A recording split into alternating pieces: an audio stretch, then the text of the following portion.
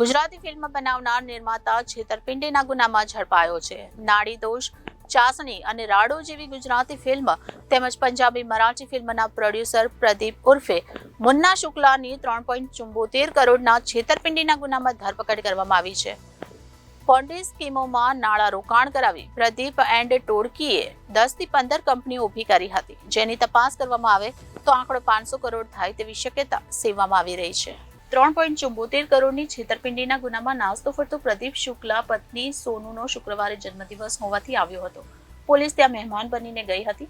પોલીસે ગિફ્ટ આપવાના બહાને પહોંચી હતી. ત્યારબાદ પ્રદીપ શુક્લાને ઝડપી પાડ્યો હતો અને કોર્ટમાં રજૂ કરી કાયદેસરની કાર્યવાહી હાથ ધરી હતી. પ્રદીપ શુક્લા અને તેની ટોળકી અનેક લોકો સાથે છેતરપિંડી આચરી હોવાનું સામે આવ્યું છે. જો કે વધુ તપાસ થાય તો પ્રદીપ અને તેની ટોળકી સામે વધુ નાણાંની છેતરપિંડીના કેસ નોંધાય તેવી શક્યતા રહેલી છે. પ્રોડ્યુસર પ્રદીપ શુક્લાને શનિવારે ઇકો સેલે પકડી કોર્ટમાં રજૂ કર્યો હતો. કોર્ટે તેને 6 દિવસના રિમાન્ડ આપ્યા છે. મુન્ના શુક્લાએ રાડો ગુજરાતી ફિલ્મમાં રોકાણ કર્યું હતું. આ ફિલ્મ ફ્લોપ જતા 16 કરોડનું નુકસાન થયું હોવાનું પોલીસ સમક્ષ રટણ કર્યું છે. છેલ્લા 1 વર્ષથી આરોપી મુંબઈ અને અમદાવાદમાં છુપાઈને રહેતો હતો. આ ગુનામાં 5 આરોપી પકડાયા છે. હજુ તેનો 10% પાર્ટનર ધનંજય ભાગતો ફરે છે. Reporter Arvind Rathod, Janadesh news, Surat.